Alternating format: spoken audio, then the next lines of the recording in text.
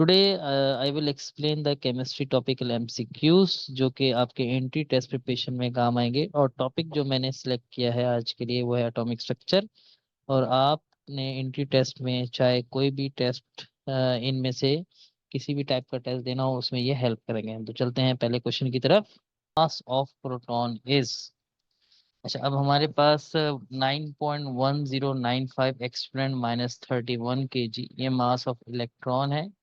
ठीक है, हम बात कर रहे हैं प्रोटॉन की। 1.602 एक्सपोनेंट -19 ये तो चार्ज ऑफ इलेक्ट्रॉन होता है, ये वैल्यू भी नहीं हो सकती। सी है 1.6726 एक्सपोनेंट -27 kg, ये एग्जैक्टली जो हमारा है मास ऑफ प्रोटॉन है। जो हमें याद होना चाहिए खासतौर पे ये इस तरह के एंट्री लेवल टेस्ट के लिए।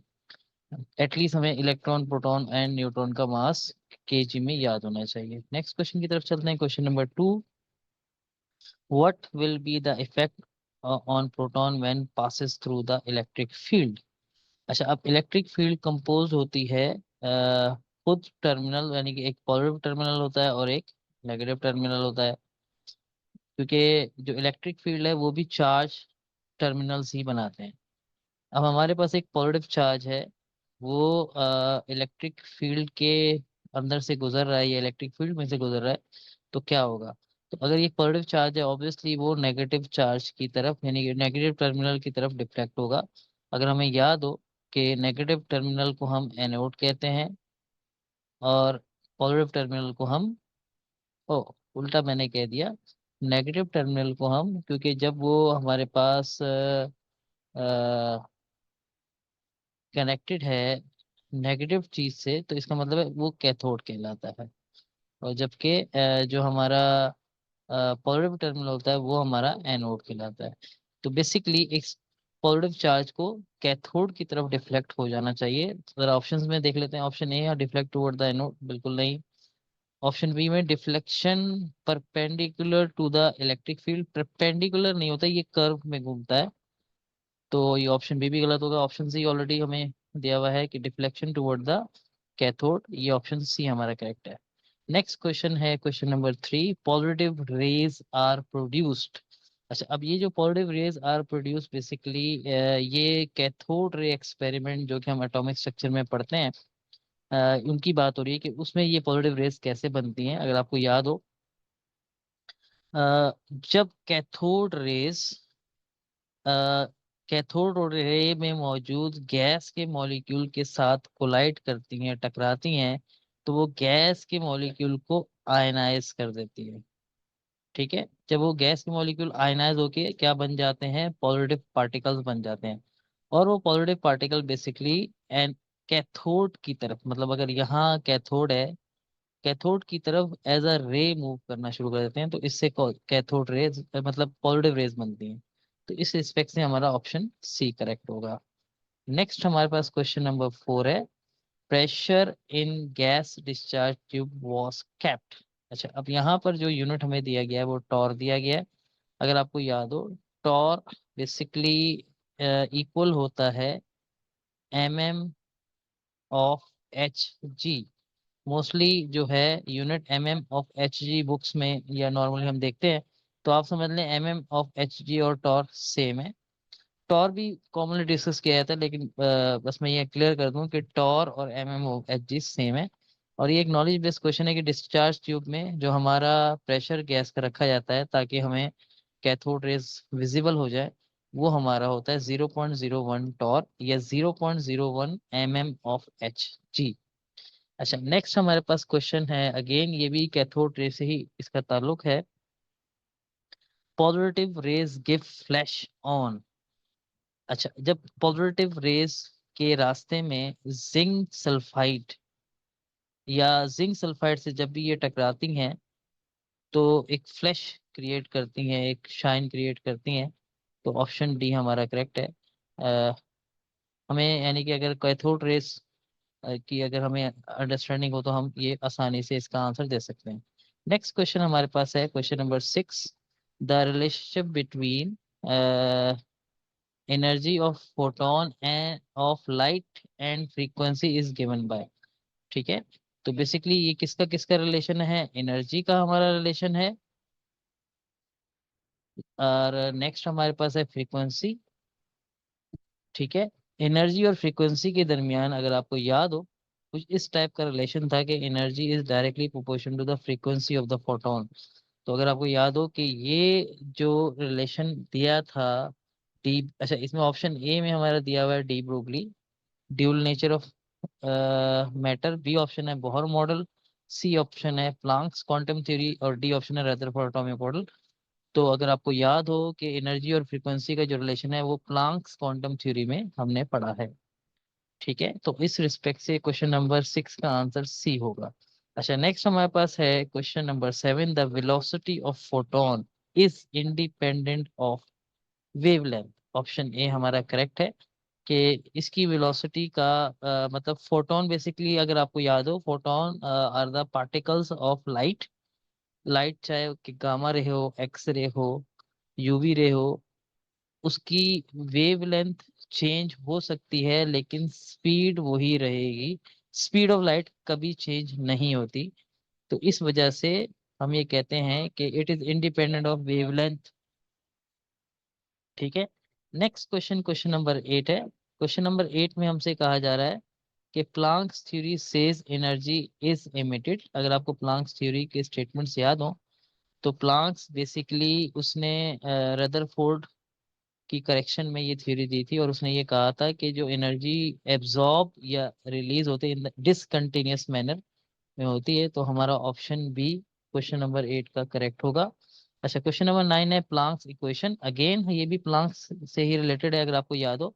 अभी हमने ऊपर डिस्कस किया कि प्लांक्स ने जो एनर्जी का रिलेशन दिया था वो फ्रीक्वेंसी के साथ दिया था।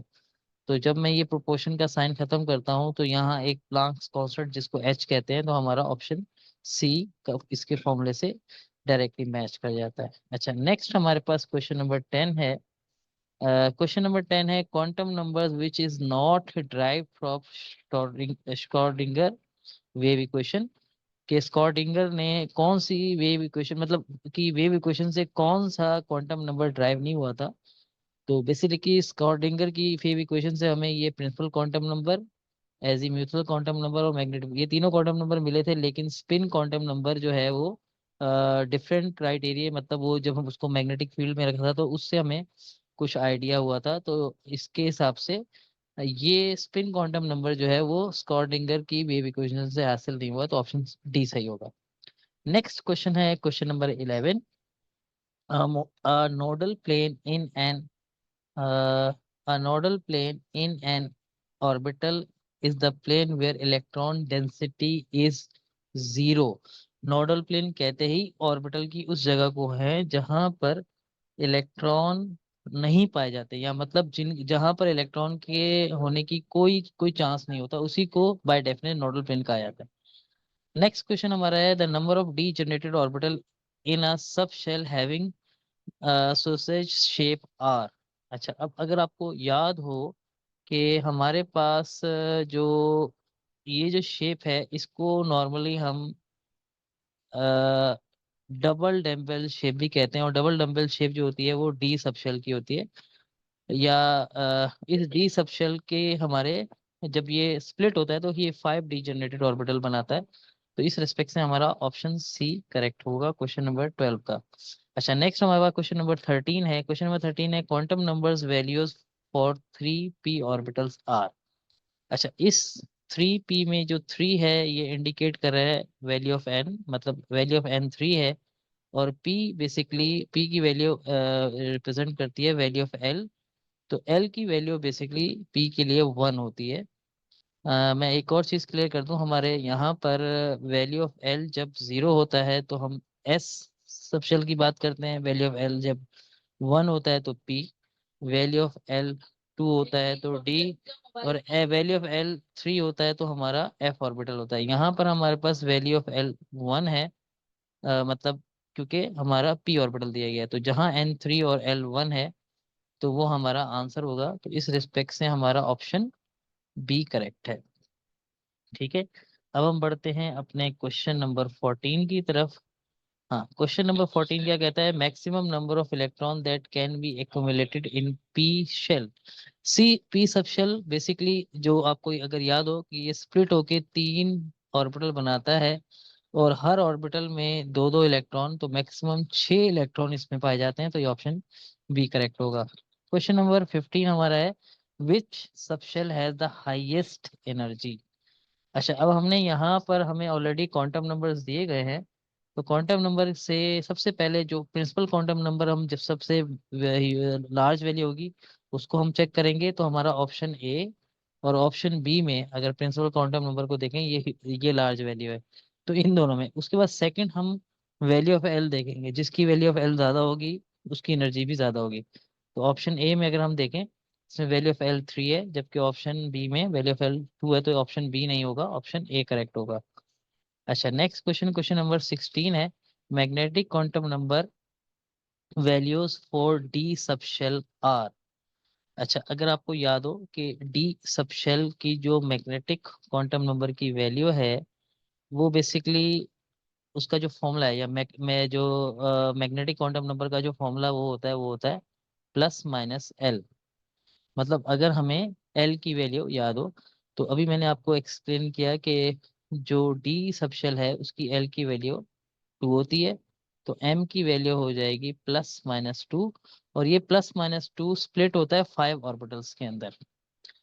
तो बेसिकली अगर इस तरह से अगर हम गौर करें, मतलब मैं इसको ये भी एक्सप्लेन कर देता हूँ कि ये किस तरह से स्प्लिट होता है, -2, फिर होता है -1, फिर 0, फिर +1, फिर +2। तो ये 5 वैल्यूज में स्प्लिट होता है, तो हमारा ऑप्शन सी करेक्ट होगा।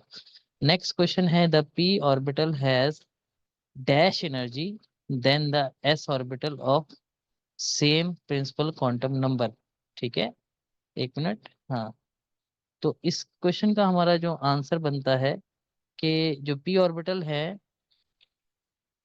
इसकी जो बेसिकली एनर्जी है वो एस ऑर्बिटल से हाई होती है या लो होती है। अगर हम कंपेयर करें तो ये एस ऑर्बिटल के मुकाबले में पी ऑर्बिटल की एनर्जी क्या होती है, वो हाई होती है। तो इस रिस्पेक्ट से हमारा ऑप्शन बी करेक्ट होगा। लो नहीं हो सकती, इक्वल नहीं हो सकती, और वैसे भी वेरिएबल ऑर्बिटल टू ऑर्बिटल इसमें नहीं होता, हमेशा ये फिक्स है कि इसकी हमेशा एनर्जी ज्यादा होती है। नेक्स्ट क्वेश्चन नंबर 18 हमारा क्या कहता है, which set of quantum number represent 29th electron of copper. अच्छा, अब अगर हम बात करें कॉपर की इलेक्ट्रॉनिक कॉन्फ़िगरेशन, हमें यहाँ पर क्लियर होनी चाहिए कि कॉपर की जो लास्ट की इलेक्ट्रॉनिक कॉन्फ़िगरेशन है वो मैं यहाँ लिख देता हूँ, वो होती है 4s1। उसके बाद डी में जो होते हैं वो 10 इलेक्ट्रॉन होते हैं। ठीक है, ये मैंने बिल्कुल लास्ट की जो है इलेक्ट्रॉनिक कॉन्फ़िगरेशन लिख ली है। अच्छा, अब डी को अगर मैं बेसिकली डिवाइड करता हूँ 5 ऑर्बिटल्स में, तो हर ऑर्बिटल में एक एक इलेक्ट्रॉन का पेयर मौजूद होगा, मतलब हमारे पास 5 पेयर ऑफ इलेक्ट्रॉन्स होंगे। अच्छा, अब अगर आप गौर से देखें यहाँ पर, यहाँ पर एक चीज हमें क्लियर होनी चाहिए कि जब ये जो 4s इलेक्ट्रॉन है, ये 4s इलेक्ट्रॉन फिल तो पहले होता है, लेकिन जब ये फिल हो जाता है तो फिल होने के बाद ये हायर एनर्जी लेवल पे चला जाता है, मतलब इसकी एनर्जी 3D से ज्यादा हो जाती है। तो बेसिकली इसको 3D के बाद लिखना चाहिए 4s1। तो यही हमारा जो है लास्ट 29th इलेक्ट्रॉन होना चाहिए। तो इस रिस्पेक्ट से इसका जो प्रिंसिपल क्वांटम नंबर है 4 है, तो N4 हमारा ए और ऑप्शन सी में है। तो इसका मतलब है ये दोनों ऑप्शन तो करेक्ट नहीं हो सकते। उसके बाद एस ऑर्बिटल की बात हो रही है, अब सब शेल की बात हो रही है, तो एस के लिए एल की वैल्यू 0 होती है। तो अगर हम देखें ऑप्शन ए में ही हमें डायरेक्टली एल की वैल्यू 0 मिल गई है। तो इस तरह से हमारा क्वेश्चन नंबर 18 का आंसर ए है। क्वेश्चन नंबर 19 का आंसर क्या है, the D orbital which is pi bonded by bonded sorry by looped by loop with collar it represented as. अच्छा, अब ये एक स्पेसिफिक शेप की बात हो रही है। जो डी ऑर्बिटल की 5 शेप्स होती हैं उनमें हमारे पास जो एक शेप होती है डी जेड, DZ², उसकी शेप को मैं आपको ड्रॉ करके भी दिखा देता हूँ। वो शेप कुछ इस तरह से होती है कि एक्सिस में हमारा जो जेड एक्सिस है, ठीक है, जेड एक्सिस में एक डंबल होता है और उसी के ऊपर एक लूप होता है। कुछ इस तरह से शेप होती है, तो इस तरह के ऑर्बिटल को हम बाय लूप्ड ऑर्बिटल भी कहते हैं। ठीक है। नेक्स्ट क्वेश्चन है question number 20। Dash is are isoelectronic with K plus. अच्छा, अब ये के प्लस का मतलब क्या हुआ? अगर आपको के याद हो, के हमारा पोटेशियम है, पोटेशियम का सिंबल है और इसका एटॉमिक नंबर 19 होता है। तो के प्लस का मतलब है अब इसके पास 18 इलेक्ट्रॉन है। तो इनमें से जिसके भी 18 इलेक्ट्रॉन होंगे वो हमारा आंसर होगा। अच्छा, P-3, पी का जो हमारे पास एटॉमिक नंबर होता है वो होता है 15। अच्छा, अब P-3 का मतलब है इसने 3 इलेक्ट्रॉन गेन किए हुए हैं, तो इसमें 3 इलेक्ट्रॉन ऐड हो जाएंगे। तो इसका मतलब यह है कि टोटल इस वक्त जब ये आयनिक स्टेट में है, तो इसमें 18 इलेक्ट्रॉन हो गए। तो ऑप्शन नहीं करेक्ट हो सकता है, हम ऑप्शन बी भी चेक करेंगे। ऑप्शन बी में हम बात कर रहे हैं सिलिकॉन की। सिलिकॉन का जो एटॉमिक नंबर होता है वो होता है 14। और अगेन इसने -4 मतलब 4 इलेक्ट्रॉन गेन किए हुए हैं, तो 14 में 4 ऐड हो गए, ये भी 18 हो जाएगा। तो ऑप्शन बी भी हमारा करेक्ट है। हम ऑप्शन सी चेक करेंगे, इसका एटॉमिक नंबर होता है 16। 2 इलेक्ट्रॉन गेन किए हुए हैं तो 2 ऐड कर देंगे, तो इसका भी मतलब जो इलेक्ट्रॉनिक कॉन्फ़िगरेशन के हिसाब से इसके पास जो इलेक्ट्रॉन है वो 18 हो गए। तो in option A B and C all correct है, तो हमारा ऑप्शन डी करेक्ट होगा। अच्छा, नेक्स्ट हमारे पास क्वेश्चन नंबर 21 है। The atomic number the atomic number of an element is 26। How many electron are present in M shell of the element ground state. हम इसकी electronic configuration लिखते हैं 1s2, 2s2, 2p6, फिर आएगा हमारा 3s2, 3p6। उसके बाद हम 3d को बाद में फिल करेंगे, पहले हम 4s को फिल करेंगे, 4s2। टोटल हमने कितने इलेक्ट्रॉन फिल कर लिए? 2 एंड 2 4 प्लस 6 10, 10 एंड 2 हो गया हमारा 12, 12 एंड 8 20 इलेक्ट्रॉन ऑलरेडी फिल कर लिया हमने। तो डी में 6 इलेक्ट्रॉन आएंगे। अच्छा, अगर आपको याद हो, ये हमारा जो है के शेल होता है जब प्रिंसिपल क्वांटम नंबर 1 होता है, और जब 2 होता है तो इसको हम क्या कहते हैं? 2 वाले को हम के बाद एल शेल कहते हैं, और जो 3 वाले जितने भी हैं ये एम शेल है। तो एम में हमारे पास 6 एंड 6 कितने हो गए? 12, 12 एंड 2 14 इलेक्ट्रॉन हो गए। तो ऑप्शन बी करेक्ट है हमारा। नेक्स्ट क्वेश्चन, क्वेश्चन नंबर 22 है। क्वेश्चन नंबर 22 में the electronic configuration of an element is 1s2, 2s2, 2px1, 2py1, 2pz1। मतलब px py pz में एक एक इलेक्ट्रॉन है। रीजन उसके आगे क्या लिखा हुआ है? This represent an ground state, excited state, hybridised state और अ मॉलिक्यूलर स्टेट। अच्छा, अगर हम यहाँ पर देखें कि बेसिकली ये जो इलेक्ट्रॉनिक कॉन्फ़िगरेशन है ये हुन्स रूल के अकॉर्डिंग लिखी गई है। और बेसिकली ये एक ग्राउंड स्टेट इलेक्ट्रॉनिक कॉन्फ़िगरेशन, हमने इसमें कोई एक्साइटमेंट यानी कि इसको कोई एनर्जी नहीं दी। तो हुन्स रूल के अकॉर्डिंग ये बिल्कुल करेक्ट और ग्राउंड स्टेट की इलेक्ट्रॉनिक कॉन्फ़िगरेशन है। नेक्स्ट क्वेश्चन, क्वेश्चन नंबर 23 है। The correct electronic configuration of the copper 29। अच्छा, कॉपर 29 में हमारे पास ये एक 4s में बेसिकली एक इलेक्ट्रॉन आता है। तो अगर हम यहाँ देखें ऑप्शन सी में और ऑप्शन डी में, यहाँ 4s1 है, लेकिन डी में टोटल 10 इलेक्ट्रॉन्स होते हैं। तो अगर यहाँ ऑप्शन बी में भी 4s1 है और ऑप्शन बी में अगर हम गौर से देखें तो इसमें डी के अंदर टोटल 10 इलेक्ट्रॉन्स है, तो ऑप्शन बी हमारा करेक्ट होगा। अच्छा, नेक्स्ट है question number 24। Which of the following ion has the similar electronic configuration like argon. ठीक है। अ, यहाँ पर अगर हम यहाँ पर ये चीज हमें क्लियर हो कि आर्गोन का जो एटॉमिक नंबर है वो क्या है, ठीक है, तो हम आसानी से इसका आंसर दे सकते हैं। जो आर्गोन का एटॉमिक नंबर होता है वो बेसिकली 18 होता है। ठीक है। और अगर हम यहाँ बात करें स्कैंडियम की, स्कैंडियम का होता है 21, क्रोमियम का होता है 24, टाइटेनियम का हमारे पास होता है अगेन 20। टाइटेनियम का हमारा एटॉमिक अगर हम चेक करें तो ये होता है हमारा 22। ठीक है। मैग्नीज का हमारा होता है 25 होता है। ठीक है। अच्छा, अब अगर मैं ये सारे एटॉमिक नंबर जानता हूँ, पर फिलहाल हमें एक पीरियोडिक टेबल की हेल्प भी मिल जाती है, तो उससे भी हम ये फाइंड आउट कर सकते हैं फिलहाल। अच्छा, अब यहाँ पर स्कैंडियम +2 होने का मतलब ये है कि इसमें 2 इलेक्ट्रॉन मैं माइनस कर दूंगा तो ये नंबर बन जाएगा 19। टाइटेनियम में 22 में से मैं 4 माइनस करूंगा तो ये हो जाएगा 18, तो ये आइसो इलेक्ट्रॉनिक हो जाता है। बी ऑप्शन करेक्ट है। नेक्स्ट क्वेश्चन, क्वेश्चन नंबर 25 है, इन electronic configuration of copper and chromium which of the following is true. अच्छा, कॉपर का जो एटॉमिक नंबर होता है वो 29 होता है और क्रोमियम का 24 होता है। इन दोनों के अंदर जो है कि एस ऑर्बिटल जो होता है वो हाफ फिल्ड होता है। इसमें भी 4s1 होता है और इसमें भी 4s1 होता है। अच्छा, हम अगर ऑप्शन देखें, यहाँ लिखा हुआ है कि 3D इज फुलफिल्ड। अच्छा, 3D फुलफिल्ड सिर्फ कॉपर के केस में होता है, तो ऑप्शन ए 100% करेक्ट नहीं है। अच्छा, उसके बाद ऑप्शन बी में 3D इज हाफ फिल्ड, ये भी सिर्फ और सिर्फ क्रोमियम के केस में होता है, कॉपर के केस में नहीं होता। अच्छा, नेक्स्ट है C option, 7 electron in S orbitals.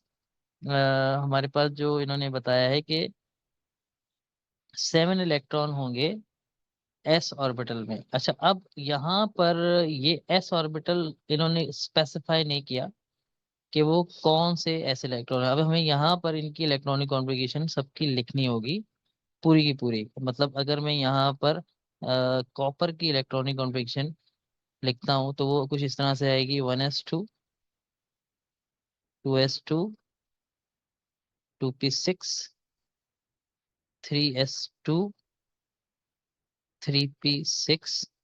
फिर हमारा, पहले मैं 3D लिख देता हूँ, 3D हमारा 10 होगा। वैसे फिर मुझे इसको बाद में करना चाहिए था, 4s1। ये कॉपर है।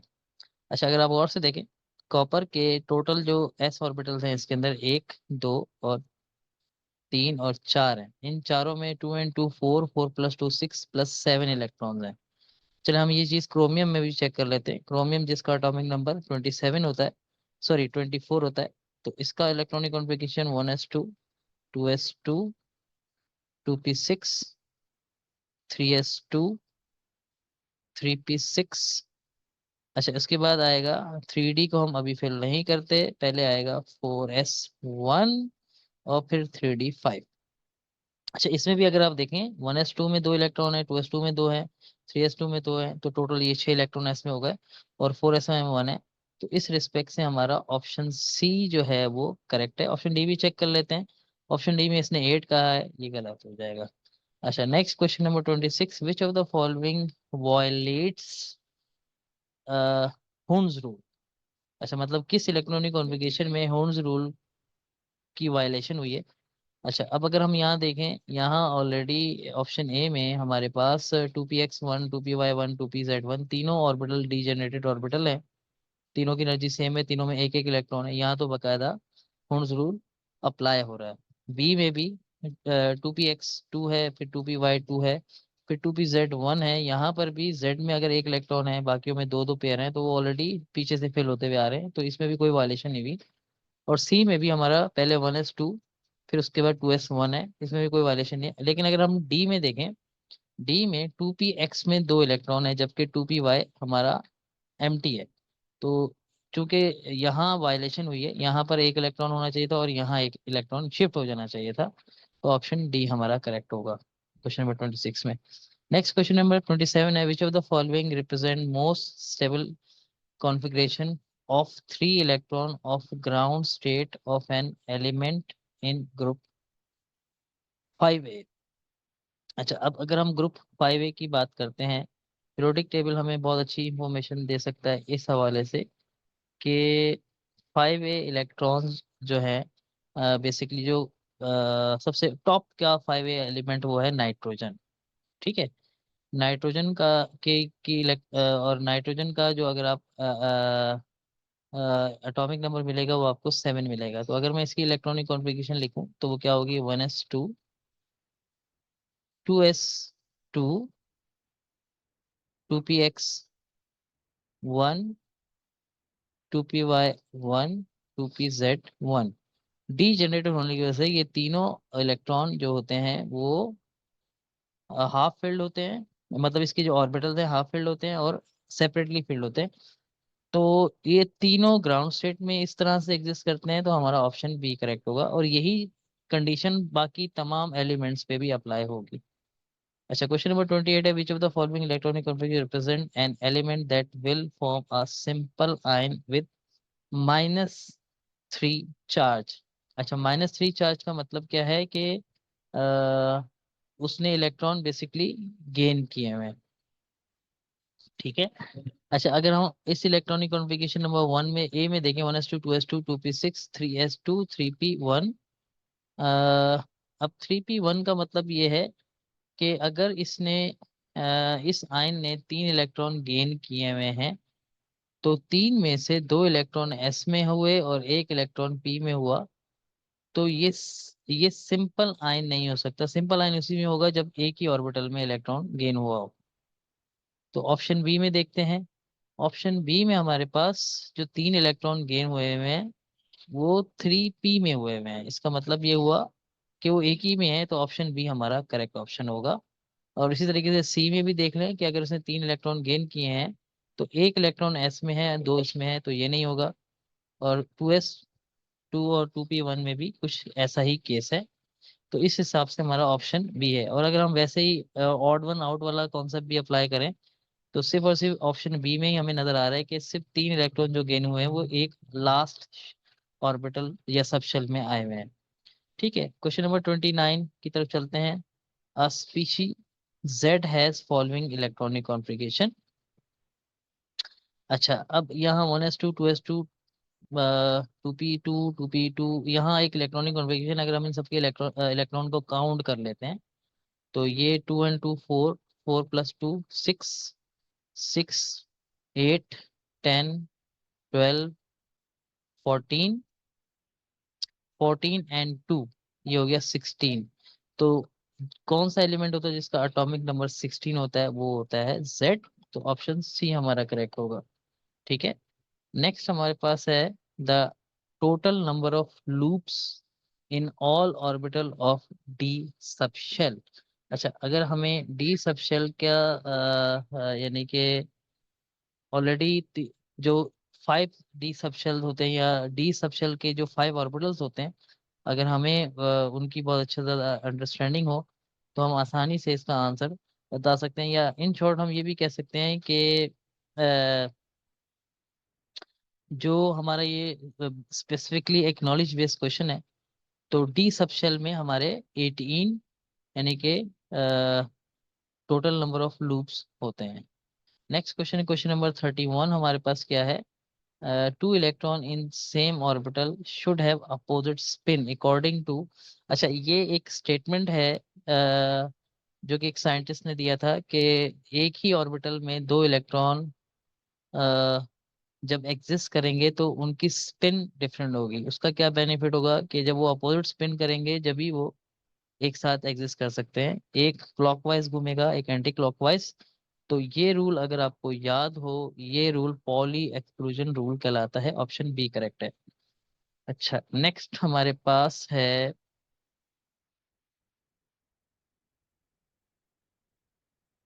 Question number 32। Question number 30, which of the following configuration is not correct according to Hund's rule.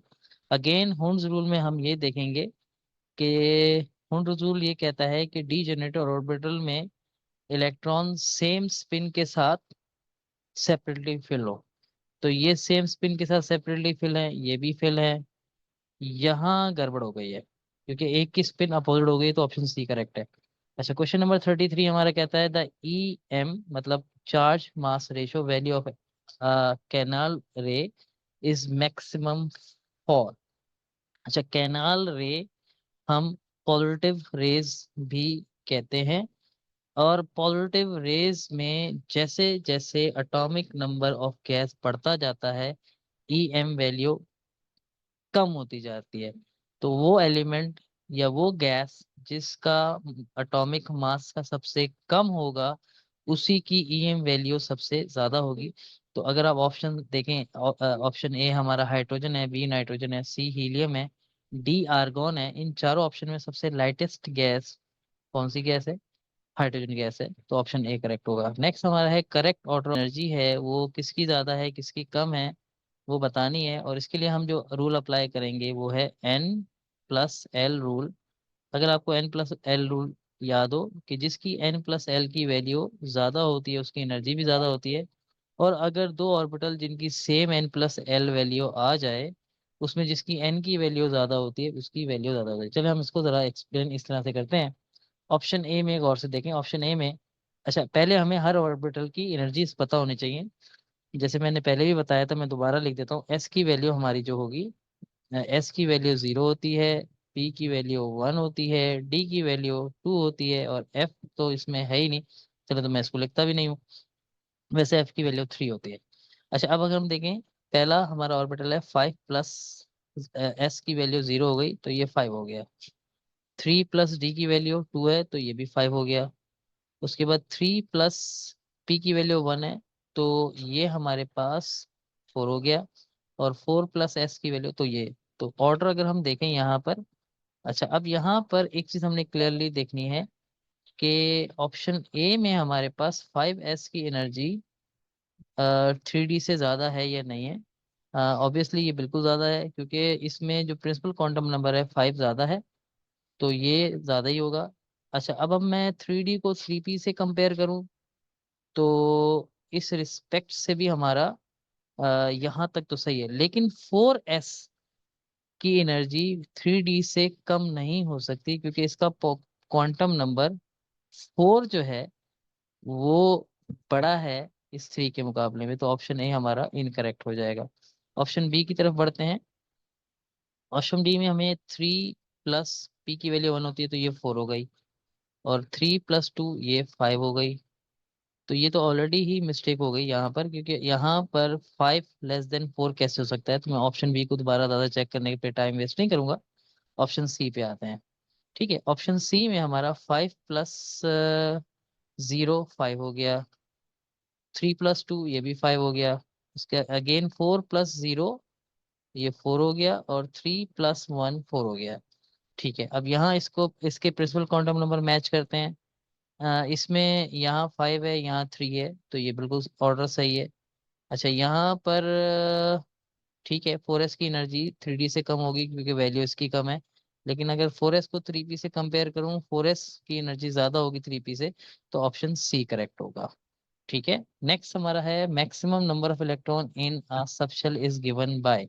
तो एक सिंपल सा ये फॉर्मूला है, अगर आपको फॉर्मूला ये याद हो कि एक सबशेल में मैक्सिमम कितने इलेक्ट्रॉन आ सकते हैं, तो ये हमारा सिंपल सा फॉर्मूला हमारा ऑप्शन बी है, 2 × 2l+1।